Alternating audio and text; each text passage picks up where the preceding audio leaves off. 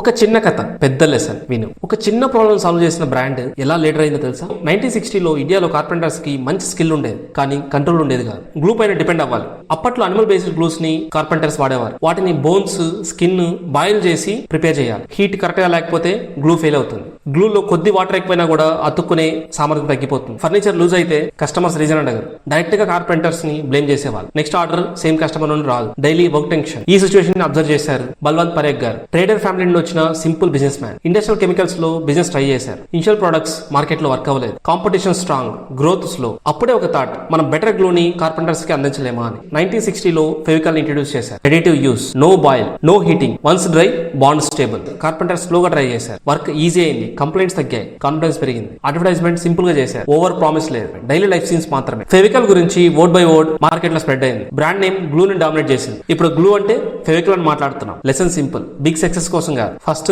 చిన్న ప్రాబ్లమ్ ని సీరియస్ గా సాల్వ్ చేయాలి.